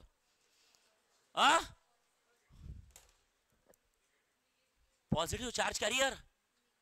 मी तुमची इच्छा नव्हती का मी 2 एप्रिलला क्लास सुरू करायला पाहिजे? जाऊ दे, आपण 10 एप्रिलला भेटू. कमाल आहे. Cathode is a positive charge carrier, negative charge carrier, आणि ॲनोड इज अ पॉझिटिव्ह. असं नका करू यार. ओके, लक्ष द्या. Cathode is a negative charge carrier. लक्ष द्या, कॅथोड मध्ये निगेटिव्ह चार्जेस असतात. आवाज इकडे लक्ष द्या. पण कॅथोड मध्ये निगेटिव्ह चार्जेस असे असतात, पण असं नाही की बाजारात गेले कॅथोड दे रे, मग तो डब्बा उघडला कॅथोडचा, बापरे किती निगेटिव्ह चार्जेस आहेत. हां, 2-3 खाल्ले, बाकीचे घेतले, सांग किती झाले पैसे. आता इकडे लक्ष द्या, cathode is a negative charge carrier, पण तो वर्कआउट कसा केला जातो इकडे लक्ष द्या. सगळ्यात पहिले कॅथोडचा एक महत्वाचा पार्ट काय असतो, लक्ष द्या. कॅथोड मध्ये काय करावं लागतं बाळांनो? ओके, सगळ्यात तुम्ही कॅथोडला काय करता माहिती आहे का, आपल्या HT अप्लाय करता. काय HT? You know what is HT? बोला. हाय टेन्शन. काय? हाय टेन्शन लाईन. म्हणजे हे सॉकेट असतं ना, सॉकेट. अरे सॉकेट असतं ना, पोटेन्शियल डिफरन्स. ओके, बघा ना, प्लस मायनस म्हणजे पोटेन्शियल डिफरन्स ना. ओके, म्हणजे याचा अर्थ ते लो टेन्शन वाला पोटेन्शियल डिफरन्सने अप्लाय करायचं. कुठलं? हाय टेन्शन वाला, हायर साईडचा पोटेन्शियल डिफरन्स. आता लक्षात ठेवा, जेव्हा तुम्ही सपोज इथं की ठेवली एखादी, लक्ष द्या, सपोज इथं की के आहे. ओके, ऑब्विसली तुमचं ब्रॅकेट सर्किट ओपन आहे, सर्किट मधनं करंट फ्लो होणार नाही. When you close the key, what happen? Current will start to flow. Please tell me, current is a energy which always flow from negative to positive की positive to negative? Positive to negative. Current Samiksha लक्ष दे. Okay, लक्षात ठेवा, current is a energy which always flow from positive to negative. हे पहा current आला. चला, current आला. कुणामध्ये गेला करंट सांगा? कॅथोडला अटॅच आहे वायर. से यस जय, बरोबर ना? काही वेगळा दिसतंय का मी? ओके, असं विचित्र नजरेने बघताय तू म्हणून म्हटलं. ठीक आहे, काय वेगळं दिसतंय? Okay, I am okay. Okay, ते बऱ्याच दिवसांनी बघितलं ना म्हणून होतं तसं. म्हणून म्हटलं होतं मी, मधात फोन केला होता भागवत मॅडमला, म्हटलं फोन करा काही पोरांना. ओके, फार आठवण यायची बोला तुम्हाला. ओके, लक्षात ठेवा. हां, किती वेळ असं झालं की मी तुझा नंबर क्लिक केला आणि नंतर सोडून दिला. म्हटलं नाही, जे अभ्यास करत असेल कॉलेजचे पेपर सुरू आहे, उगाच डिस्टर्ब नको करायला. ठीक आहे. हां, लक्ष द्या. बस बस बाळांनो, high tension, high amount of current गेल्यानंतर या कॅथोड बद्दल काय होतं लक्षात ठेवा. तुम्हाला heating effect of electric current माहिती आहे का रे? काय असतं? काय असतं heating effect of electric current? ऐकलाय सर कुठेतरी? ऐकलाय? कुठे ऐकलाय हिटिंग इफेक्ट? सर ते इथपर्यंत आलं, फक्त निघत नाही आता बाहेर. कसं सांगायचं समजत नाहीये. ऐकलाय? कुठे ऐकलाय? ठीक आहे, ठीक आहे, जाऊ द्या, असू द्या, होत असते. आता इकडे लक्ष द्या. प्रेस माहिती आहे? प्रेस, इलेक्ट्रिक प्रेस, इस्त्री कुठल्या फिनॉमिनावर काम करते? Heating effect of electric current. अरे भाई, मला हे सांगा, सॉकेट बंद के, सॉकेट सुरू केल्यानंतर बटन दाबल्यानंतर प्रेस गरम होते. प्रेस गरम होते म्हणजे प्रेस बंद. हां, आता ही प्रेस, हा हां, हा प्रेसचा जो बॉटम पोर्शन असतो, ज्याने आपण अरे ओके नाही कपड्यावर फिरवतो, त्याला ऑब्विसली करंट देत असणार तुम्ही. अरे वायरच असतो ना. आता मला हे सांगा, वायरमधनं कोण जातो? करंट. बरं आहे. आता करंट, आता प्रेसच्या आतमध्ये काही एलिमेंट्स असतात, तेवढं मला डिटेलमध्ये सांगायचं. मला सांगायची गरज काय, इथं गेला कोण? करंट. करंट, आणि इथं कोण तयार झाली सांगा? हीट. इथं हात लावला तुम्ही, इथं हात लावल्यावर मला करंट लागतो की गरम लागतं? म्हणजे याचा अर्थ electrical energy converted into heat energy. यालाच म्हणतात heating effect of electric current. Heating effect of electric current म्हणजे इलेक्ट्रिक करंटनी प्रेसला काय केलं? गरम केलं. अरे ओके नाही? येस. आपली इंडक्शन कॉईल म्हटल्यापेक्षा हिटर. अरे पाणी गरम करायचं हिटर माहिती आहे का सगळ्यांना? काय असतं? कुठल्या फिनॉमिनावर काम करतं? Heating effect of electric current. Okay, heater मधनं काय आलाय? करंट. ओके, आणि तो करंट काय करतो? त्या कॉईलला गरम. कॉईल गरम झाल्यामुळे पाणी गरम होते. Is that clear? Same here. जर का या वायर मधनं करंट गेला तर कॅथोड गरम होतो. त्याला म्हणतात heating effect of electric current. आणि कॅथोडची एक प्रॉपर्टी आहे काय? When the cathode gets heated, बघा मी काय म्हणताय, लक्ष द्या. When the cathode gets, it starts to emit the electron. काय बोललो मी सांगा? When the cathode gets heated, it starts to emit the electron. It starts to emit the electron. Correct आहे. कॅथोड जर का गरम झाला तर कॅथोड मधनं इलेक्ट्रॉन बाहेर निघतात, आणि ते इलेक्ट्रॉन एवढ्या हाय स्पीडने जातात, within a second million billion electrons जातात. किती? Million billions. म्हणजे एका सेकंदात 2-2, 3-3, 4-4 लाख इलेक्ट्रॉन जातात, लक्षात ठेवा. ओके, एवढ्या हाय स्पीडने इलेक्ट्रॉन जातात आणि हे हाय स्पीड इलेक्ट्रॉन्स काय होतात, या मेटल प्लेटवर जाऊन आदळतात. ओके, आपल्याला कुठले इलेक्ट्रॉन्स बाहेर काढायचे होते, मेटल प्लेट मधले.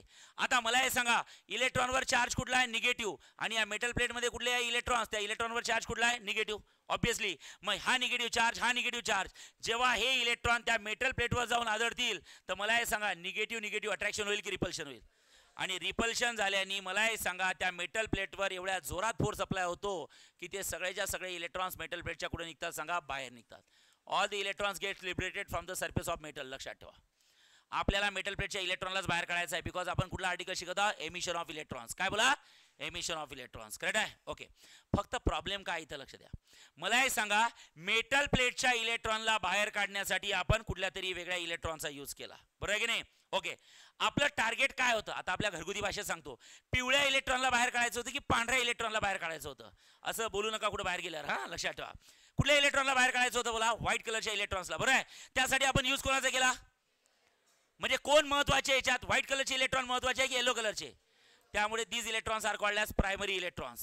कुठले म्हणतात सांगा, प्रायमरी इलेक्ट्रॉन्स. लक्षात ठेवा. आणि आपल्याला मेटल प्लेटच्या इलेक्ट्रॉन्सला बाहेर काढायचं आहे, हे झाले सेकंडरी इलेक्ट्रॉन्स. कुठले इलेक्ट्रॉन्स, सेकंडरी इलेक्ट्रॉन्स. लक्षात ठेवा, कुठले इलेक्ट्रॉन सांगा, secondary electrons. That's why that type of emission is called as secondary emission. कुठले इमिशन म्हणतात, secondary emission, because we have to liberate primary electrons or secondary electrons, secondary electrons. We have to liberate, we have to remove from the metal plate. Metal plate मधनं कुठले electrons बाहेर काढायचे आहे, primary की secondary, secondary. आणि secondary इलेक्ट्रॉनला बाहेर काढण्यासाठी आपण कोणाचा यूज करतो, प्रायमरी इलेक्ट्रॉनचा यूज करतो.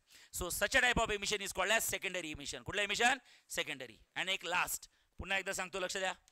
बस मी आज एवढं शिकवणार, जास्त शिकवणार नाही बाळांनो, ठीक आहे. Types of emission. Emission of electrons, इलेक्ट्रॉनला बाहेर काढायचं आहे. कार्य मला हे सांगा, इलेक्ट्रॉन स्वतःहून बाहेर निघतात का, का बरं, का बरं बाहेर निघत नाही. कारण सर काय होतं ना सर, ओके, एक मेटल प्लेट आहे म्हणजे सॉलिड आहे, सॉलिडमध्ये खूप सारे ॲटम्स असतात.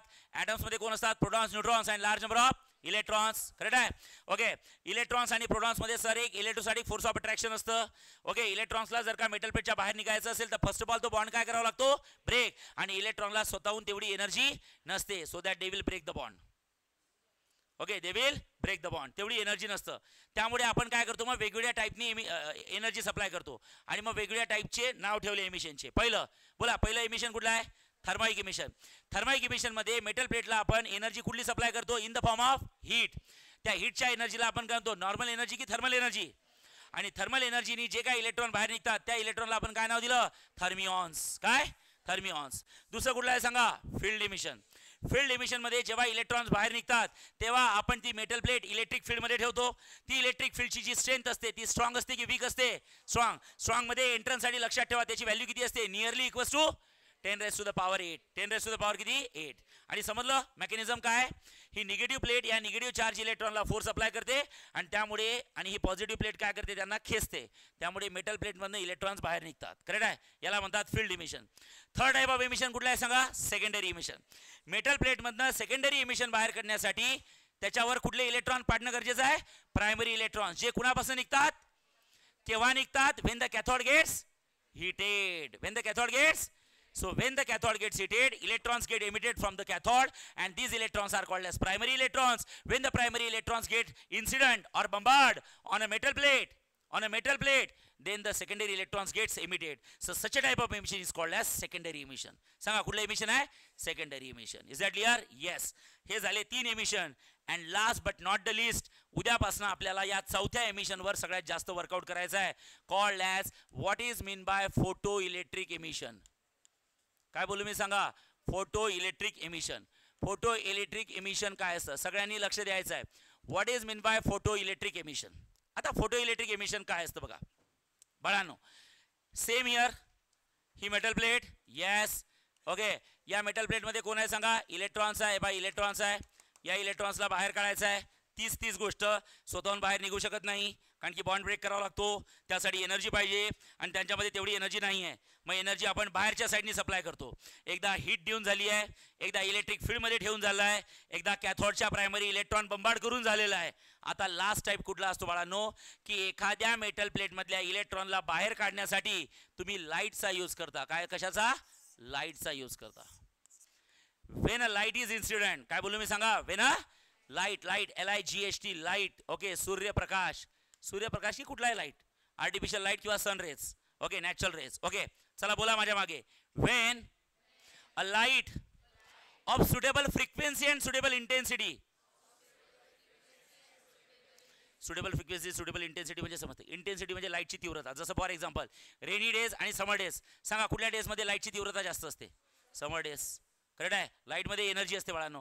साधी गोष्ट आहे यार, जेव्हा हाय इंटेन्सिटीचा लाईट, हाय फ्रिक्वेन्सीचा लाईट मेटल प्लेटवर पडेल तर ऑब्व्हियसली ती सगळीच्या सगळी एनर्जी ती इलेक्ट्रॉन काय करतील? ॲब्झॉर्ब. आणि इलेक्ट्रॉननी ती एनर्जी ॲब्झॉर्ब केल्यानंतर ते बॉन्ड काय करतील?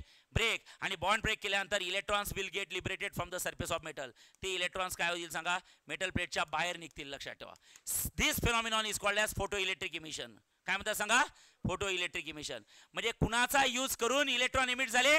लाईटचा यूज करून. चला बोला इंग्लिशमध्ये कसं लिहायचं? द फेनॉमिनॉन, सगळ्यांनी बोलायचं आहे, the फेनॉमिनॉन of emission of electron from the surface of metal when a light of suitable frequency and suitable intensity incident on it. Okay, चला बोला. The फेनॉमिनॉन of emission of electron from the surface of metal when a light of suitable frequency and suitable intensity incident on it. हे का बरं word use करताय मी? Suitable frequency and suitable intensity. सांगा बरं. का रे मला हे सांगा, रात्रीच्या वेळी सुद्धा ओके इनविजिबल रेज जात असतात. मग इनविजिबल रेज असतील तर फ्रिक्वेन्सी आणि इंटेन्सिटी जास्त असते की कमी असते? कमी असते. मग त्याच्यात तेवढी एनर्जी नसते की जेणेकरून ते पडले जरी तर बॉन्ड काय होतील सांगा? ब्रेक. त्यामुळे लक्षात ठेवा, suitable frequency and suitable intensity म्हणणं फार गरजेचं आहे. कारण लक्षात ठेवा, आता थोडं डिटेलमध्ये सांगतो, लक्ष द्या. सपोज ही प्लेट ॲल्युमिनियमची आहे. कोणाची आहे सांगा? ॲल्युमिनियम. म्हणजे यातले जे इलेक्ट्रॉन्स अँड प्रोटॉन्स आहेत ते कोणाचे असणार आहे? ॲल्युमिनियमचे. से यस? येस. सपोज बाळांनो ही प्लेट निकेलची घेतली. कोणाची? निकेलची घेतली. त्यातले जे इलेक्ट्रॉन्स प्रोटॉन्स असणार आहे ते कोणाचे असणार आहे? निकेलचे. अरे ओके नाही. आणि सपोज एखादा अल्कली मेटल घेतलं. You know alkali metal? केमिस्ट्रीमध्ये पिरियडिक टेबलमध्ये अल्कली मेटल आहे. सांगा बरं, what are alkali metals? Group first and second. कुठले आहेत एक्झाम्पल सांगा अल्कली मेटलचे? सोडियम आहे का? नंतर पोटॅशियम आहे का? येस, दिस आर अल्कली मेटल्स. मग इलेक्ट्रॉन्स अँड प्रोटॉन्स मधले अल्कली मेटल्स घेतले. आता मला हे सांगा, तुम्हाला मला हे सांगा, ॲल्युमिनियम मधल्या इलेक्ट्रॉन्स प्रोटॉन्स मधला बॉन्ड, निकेल मधल्या इलेक्ट्रॉन्स प्रोटॉन्स मधला बॉन्ड आणि अल्कली मेटल मधल्या इलेक्ट्रॉन्स प्रोटॉन्स मधला बॉन्ड, हा सगळ्या ठिकाणी बॉन्डची स्ट्रेंथ सेम असते का रे? कोणाचा स्ट्रॉंग असेल, कोणाचा वीक असेल? ज्यांचा बॉन्ड फॉर एक्झाम्पल ॲल्युमिनियम मधल्या इलेक्ट्रॉन्स अँड प्रोटॉन्स मधला बॉन्ड स्ट्रॉंग आहे, मग जर का तो बॉन्ड स्ट्रॉंग असेल तर त्यांना ब्रेक करण्यासाठी लेस एनर्जी लागणार की मोर एनर्जी लागणार? आणि जर का एनर्जी लागणार तर तुमचा जो लाईट असला पाहिजे तो लो फ्रिक्वेन्सी लो इंटेन्सिटी की हाय frequency high intensity? Okay, nickel मधला बॉन्ड फॉर एक्झाम्पल थोडा वीक आहे तर थोडी कमी फ्रिक्वेन्सी आणि कमी इंटेन्सिटीचा लाईट असेल तरीही इलेक्ट्रॉन काय होतील? एमिट होतील, बॉन्ड ब्रेक होईल. आणि अल्कली मेटल मधले तर बॉन्ड हे सगळ्यात वीक असतात बाळांनो. इन केस असं म्हणतात इनविजिबल लाईट जरी पडले, कुठले लाईट? इनविजिबल लाईट, तरी ते बॉन्ड ब्रेक होतात. लक्षात ठेवा, कारण की त्यांचे बॉन्ड स्ट्रॉंग वीक असतात एकदम. अल्कली मेटल सगळे पिरियडिक टेबल मधले कुठला? फर्स्ट अँड सेकंड ग्रुप, म्हणजे ऑल द अल्कली मेटल्स मधले जे बॉन्ड असतात ते बॉन्ड खूप वीक असतात. त्यामुळे लो फ्रिक्वेन्सी आणि लो इंटेन्सिटीचा जरी लाईट पडला तरीही बॉन्ड ब्रेक होतात. आणि बॉन्ड ब्रेक झाल्यावर इलेक्ट्रॉन्स गेट्स एमिटेड, आणि इलेक्ट्रॉन्स गेट्स एमिटेड म्हणजे photo electric effect takes place. मागे लक्ष द्या, कुठला इफेक्ट टेक्स प्लेस सांगा? Photo electric effect. त्यामुळे एक वर्ड टाकणं फार गरजेचं आहे. कुठलं? सुटेबल. काय बोलू मी सांगा? Suitable frequency and suitable intensity. समजलाय त्याचं मिनिंग काय? कारण प्रत्येकासाठी सारख्या फ्रिक्वेन्सी आणि सारख्या इंटेन्सिटीचे लाईट पाहिजे की डिफरंट पाहिजे? ते डिपेंड आहे की तुम्हाला कुणाची इलेक्ट्रॉन्स बाहेर काढायचे आहे. ॲल्युमिनियमचे बाहेर काढायचे की निकेलचे बाहेर काढायचे आहे की सोडियम पोटॅशियमचे बाहेर काढायचे? Is that clear? आता तुम्हाला एक एंट्रन्सचा पॉईंट सांगतो. असं म्हणतात लक्ष द्या इकडे, असं म्हणतात, बोला. Generally all metals shows photoelectric effect for ultraviolet light. Generally जे ॲल्युमिनियम, निकेल, कॉपर हे जे काय सगळे मेटल्स असतात ते फोटो इलेक्ट्रिक इफेक्ट तेव्हा शो करतात जेव्हा त्यांच्यावर कुठला लाईट पडेल, ultraviolet. You know UV rays, it's a high frequency and high intensity rays. But alkali metals such as sodium or potassium shows photoelectric effect for visible light. Also visible light, also visible light म्हणजे समजते का? Sun rays. कुठले रेज? Sun rays जरी पडले तरीही photo electric effect produce होतो. Photo electric effect produce होतो म्हणजे electrons gets emitted. Electrons gets emitted. म्हणून याचं बेस्ट एक्झाम्पल कुठला आहे सांगा बरं? सांगा बरं कुठल्या एनर्जीचं कन्वर्जन कुठल्या एनर्जीमध्ये झालं? तुम्ही लाईट एनर्जी कन्वर्ट केली. कुठली? लाईट एनर्जीमुळे इलेक्ट्रॉन्स काय झाले? बाहेर निघाले. का रे? ओय ओय ओय ओय ओय इलेक्ट्रॉनला बाहेर निघून काय करायचं आहे? खिचडी करून खायची आहे का त्याची? मनात एखाद्याच्या क्वेश्चन यायला पाहिजे, सर ते सगळं ठीक आहे, इलेक्ट्रॉन्स बाहेर काढले, काय करायचं काय? चला 7:15 वाजेपर्यंत आज लेक्चर आहे फिजिक्सचे. इलेक्ट्रॉन्स बाहेर निघाले. एखाद्याने मला कॅबिनमध्ये येऊन विचारायचं इलेक्ट्रॉन बाहेर काढले सर लय भारी, काय करायचं त्याचं? काय करायचं? काय करायचं? अरे मूर्खांनो, ओय ओय ओय ए लक्ष द्या. इलेक्ट्रॉन्स बाहेर निघाले. लक्ष द्या. इलेक्ट्रॉन्स एका वायरमधून फ्लो व्हायला लागले. ज्या डायरेक्शन इलेक्ट्रॉन फ्लो होतात त्याच्या एक्झॅक्टली अपोजिट डायरेक्शननी कोण फ्लो होतो? अरे बोला, शिकवलाय का कुठेतरी? सांगा. करंटची डायरेक्शन आणि इलेक्ट्रॉनची डायरेक्शन सेम असते की अपोजिट असते? अपोजिट. ज्या डायरेक्शन इलेक्ट्रॉन फ्लो होतात त्याच्या एक्झॅक्टली अपोजिट डायरेक्शननी कोण फ्लो होतो बाळांनो? करंट फ्लो होतो. काय फ्लो होतो? करंट. म्हणजे इनडायरेक्टली आपण इलेक्ट्रॉनला एमिट करून काय भेटवणार आहे? करंट भेटणार आहे. काय भेटणार आहे? करंट. मग मला एक सांगा, सगळ्याच एमिशन मध्ये करंट भेटणार आहे कारण सगळ्याच एमिशन मध्ये इलेक्ट्रॉन्स एमिट होणार आहे. या एमिशन मध्ये सांगा कुठल्या एनर्जीचं कन्वर्जन कुठल्या एनर्जी मध्ये होत आहे? हा, लाईट एनर्जी पडल्यामुळे इलेक्ट्रॉन्स एमिट होणार आहे. इलेक्ट्रॉन्स एमिट झाल्यामुळे करंट भेटणार आहे. म्हणजे इनडायरेक्टली लाईट एनर्जीचं कन्वर्जन इलेक्ट्रिकल एनर्जी मध्ये कन्वर्ट करणार आहे. आणि याचं बेस्ट एक्झाम्पल प्रॅक्टिकल लाईफ मध्ये कुठं असतं सांगा बघू? Solar cell. आपल्या सोसायटीमध्ये सोलार सेल आहेत का? तुमच्या याच्यात नसेल, ठीक आहे, लक्ष द्या. हां ठीक आहे, ओके. स्वतःचे एक्सपिरियन्स नका सांगत जाऊ, ओके. हां, अरे सोसायटीत असतात ना, ओके. मागे मागे लक्ष द्या. सोलार सेल आजकाल सगळ्यांच्या घरावरही सोलार सेल लावत आहे. सगळ्यात बेस्ट आहे ते. एकदा इन्स्टॉलमेंटचा खर्च आहे 1-1.5 लाख रुपये लागतो, पण त्यानंतर इलेक्ट्रिक बिलच भरायची गरज नाही. आणि आजकाल एवढे हायली मॉडिफाईड डिव्हायसेस आले आहेत की त्या इलेक्ट्रिकल, पहिले तरी सोलार सेलवर फक्त पाणी गरम व्हायचं. काय गरम व्हायचं? पाणी. पण आता तर तुमचं एवढ्या हाय अमाऊंट ऑफ मध्ये इलेक्ट्रिक करंट भेटतो की घरचे AC, घरचे फ्रीज, ऑल हायली इक्विपमेंट, ज्यांना सगळ्यात जास्त एनर्जीची गरज असते, सगळ्यात जास्त मागे ज्यांना सगळ्यात जास्त करंटची गरज असते, सगळ्याच्या सगळे इक्विपमेंट सोलार सेलवर चालतात बाळांनो. So solar cell is the best example of photo electric emission in which the light energy gets converted into electrical energy. सांगा, लाईट एनर्जीचं कन्वर्जन कुठल्या एनर्जी मध्ये केलं जातं? Electrical energy. This phenomenon is called as photo electric emission. कुठलं emission? Photo electric emission. आणि आपल्याला या टॉपिक मध्ये डिटेल मध्ये हेच इमिशन शिकायचं आहे. मागचे इमिशन विसरा. जर का तुम्हाला क्वेश्चन आला पेपरमध्ये तेवढ्याच पुरतं नॉलेज आहे बस. पण या इमिशन मध्ये आपल्याला जो टॉपिक शिकायचा आहे तर या टॉपिक मध्ये आपल्याला फक्त आणि फक्त फोटो इलेक्ट्रिक इमिशन शिकायचं आहे. ज्या इमिशन मध्ये इलेक्ट्रॉन्स इमिट होतात जेव्हा कुठली एनर्जी पडते सांगा? Heat energy, field energy, primary electrons की लाईट एनर्जी? त्यामुळे फोटो इलेक्ट्रिक इमिशन काय असतं त्याची डेफिनेशन माझ्या मागे सगळ्यांना म्हणायची आहे. चला बोला. हां, the phenomenon of emission of electron from the surface of metal when a light of suitable frequency and suitable intensity is incident on it is called as photoelectric emission. Chala bola. Second, the electrons which are emitted from the surface of metal are called as photoelectron. जसं थर्मोइक emission मध्ये electron जे बाहेर निघतात त्यांना काय नाव दिलं होतं? थर्मिऑन्स. तसं फोटो इलेक्ट्रिक एमिशन नुसार जे काही इलेक्ट्रॉन बाहेर निघतात त्यांना म्हणायचं फोटो इलेक्ट्रॉन्स. काय म्हणायचं? फोटो. अरे बोला बोला. Photo electrons. आणि पुन्हा एकदा हां हे सेंटेन्स. हां, the electrons which are emitted from the surface of metal are called as photoelectrons, and current flowing due to them.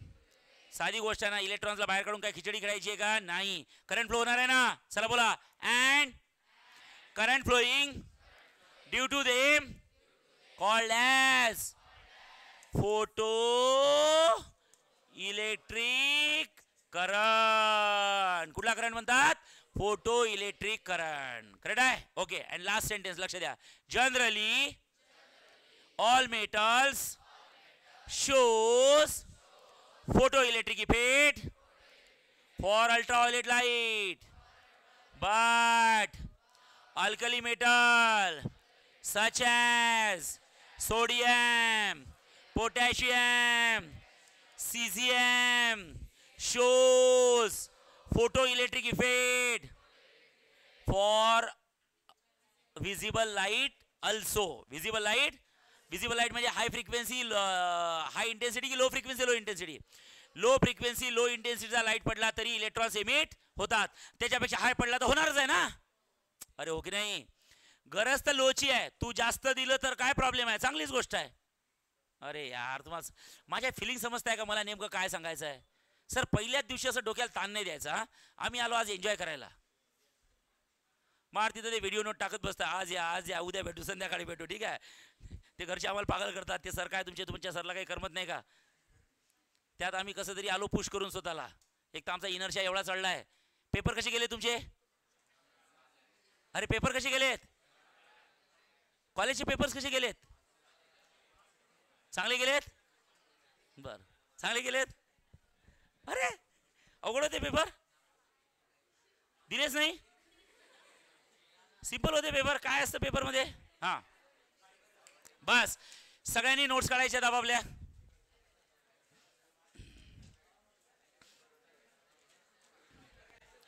सगळ्यांनी नोट्स मध्ये हे पेज काढा. 10th नंबरचं page number 10. Come on everyone.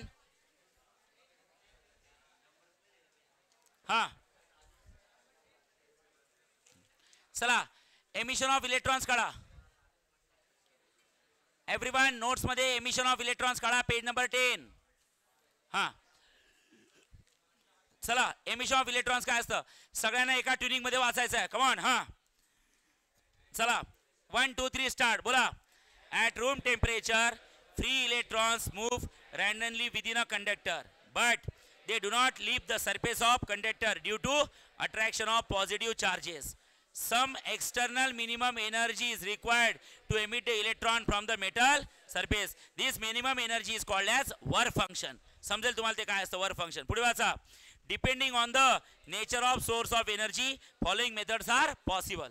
वाचा पहिलं थर्मोइक एमिशन. वाचा काय असतं. Sufficient thermal energy can be imparted to the free electrons by suitable heating so that they can come out of the metal. These emitted electrons are called as thermions or thermal electrons. Vacha, the number of thermions emitted depends on the temperature of metal plate. जेवढं जास्त heat केलं तेवढे जास्त electrons emit होतील. ठीक आहे. Second, field emission और cold cathode emission काय असतं. वाचा. हां, it is the phenomenon of emission of electron from the surface of metal by applying the very strong electric field which is nearly equals to 10 raised to the power 8 volt per meter to the metal. Full stop. Vacha. Electrons can be pulled out of the metal as in the spark plug. ओय practical example सांगितलं. Spark plug माहिती आहे कुठं असतो? सांगा आपल्या बॉडीत कुठं असतो? बॉडीत असतो की गाडीत असतो? गाडीत असतो. लक्षात ठेवा. कुठे असतो स्पार्क प्लग? गाडीत. कुठे असतो? इंजिन मध्ये. ते माहित आहे हिवाळ्यात. लक्ष द्या बाळांनो. स्पार्क प्लग म्हणजे लक्ष द्यायचं. मला हे सांगा, ती तुम्ही हिवाळ्यात जेव्हा तुम्ही ती क्विक स्टार्ट बटन दाबता ना, गाडी कशी करते? अरे करते ना स्टार्टिंगला. क्विक स्टार्ट बटन आलं.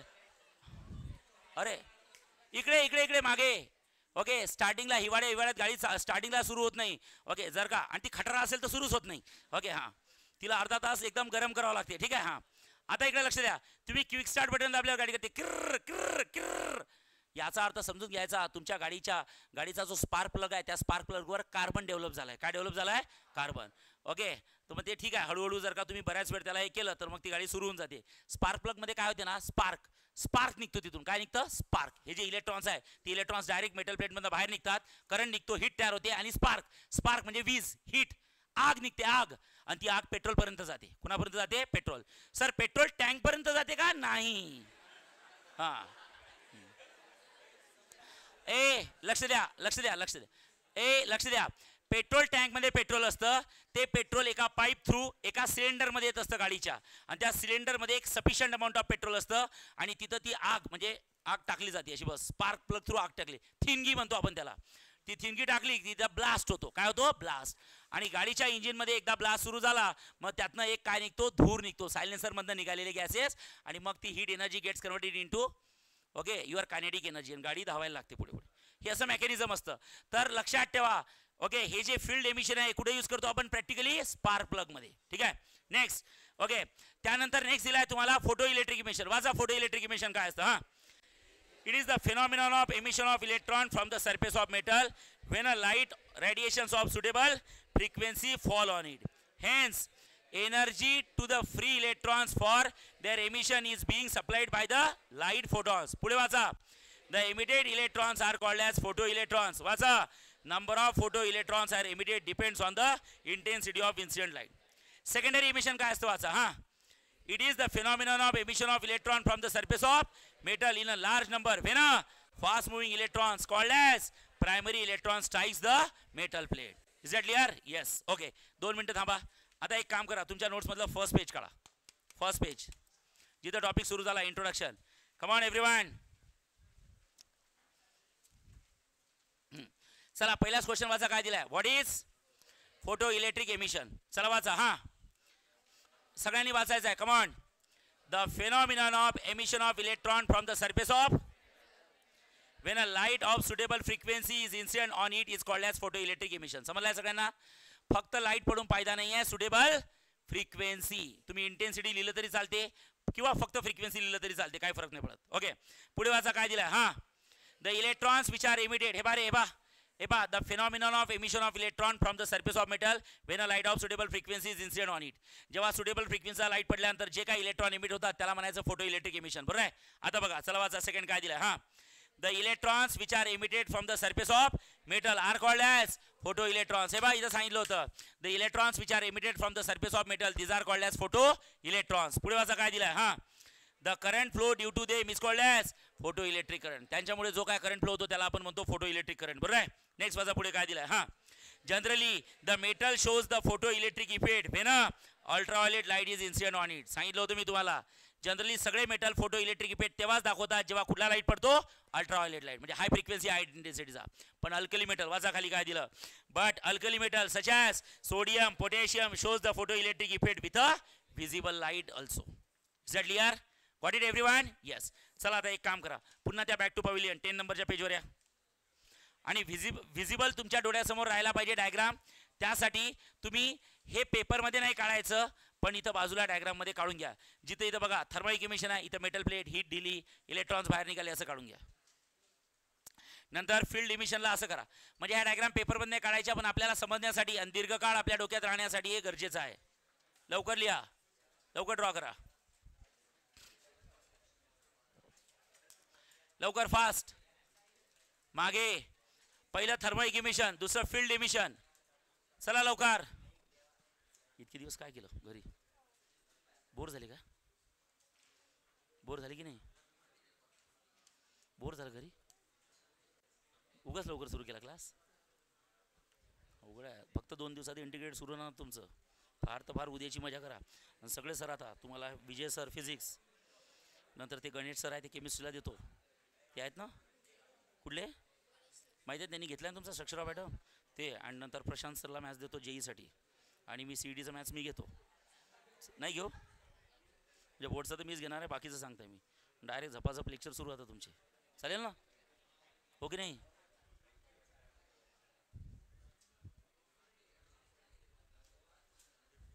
बरं आहे सगळं बाळा. किती मिस केलं मी तुला. कसे केले पेपर? भारी का? आपल्या शिकवलेलं आलं होतं की नाही? त्या यातलं आलं होतं की नाही शीटमधलं? का रे पेपर कसे गेले तुमचे? हां चांगले गेले का? मग काय फोन बिन करून सांगायचं सर पेपर चांगले गेले काय?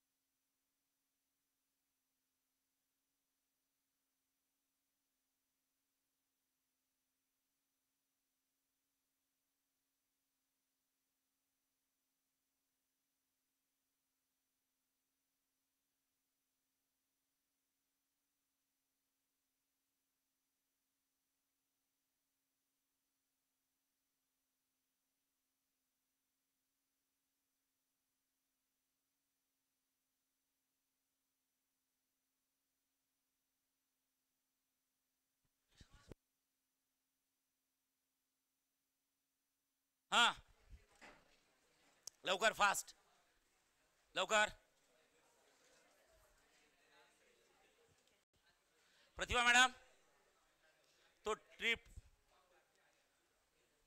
झालाय का? लवकर फास्ट. चला ही डायग्राम काढून घ्या. एक नॉर्मल समजण्यासाठी डायग्राम काढायची, बाकी काही नाही त्यामागे लॉजिक.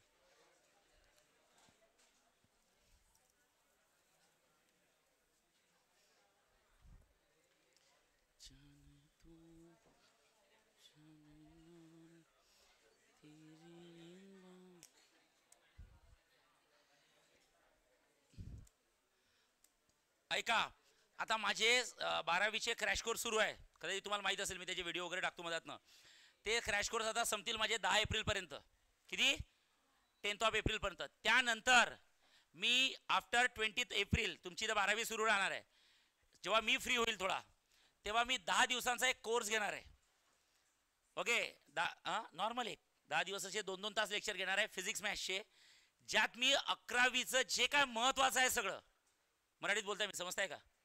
11वीचं जे काय सगळं महत्त्वाचं आहे. जसं 11वीचा एक टॉपिक आहे कॉम्प्लेक्स नंबर, मग कॉम्प्लेक्स नंबरची 12वीत काय काय गरज पडते तेवढा पार्ट मी रिवाईज करून घेणार आहे. तो कुणालाही कंपल्सरी नाही आहे. ज्याला बसायचं त्यांनी बसायचं, ज्याला नाही बसायचं त्यांनी नाही बसायचं. मोस्ट प्रॉब्लेम मी सांगतो, जे मुलं आपल्या क्लासचे आहेत देशमुख क्लासेसचे, ज्यांनी 11वी माझ्याकडनं शिकले आहेत त्यांनी नाही बसलं तर चालते, पण जे लोक नवीन आलेले आहेत जे 11वीत आपल्याजवळ नव्हते त्यांनी ते 10 दिवस करायचे. त्यात मी 11वीचं पूर्ण फिजिक्स जे 12वीला लागणार आहे आणि 11वीचं पूर्ण मॅथ्स जे 12वीला लागणार आहे ते आपण कव्हर करून घेणार. ठीक आहे? तुम्ही बसणार नाही? बिलकुल नाही, काहीच गरज नाही आहे. हां हां ते आता 20 एप्रिल नंतर करू. एक 10 दिवस सगळ्या एका बॅचेस सुटेबल सुरू झाल्यात की. चला लवकर फास्ट. झालाय?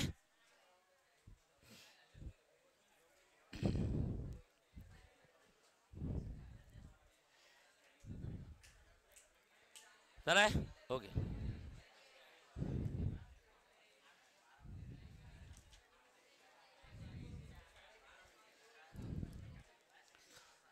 चला झालं असेल तर फिजिक्सच्या नोट्स ठेवू शकता तुम्ही आणि मॅथ्सच्या नोट्स काढा. चला नोटबुक. मॅथ्सच्या नोट्स दिल्या आहेत का तुम्हाला? नाही, उद्या भेटतील. ठीक आहे, चला लवकर. बिलकुलही घाबरायचं नाही हां.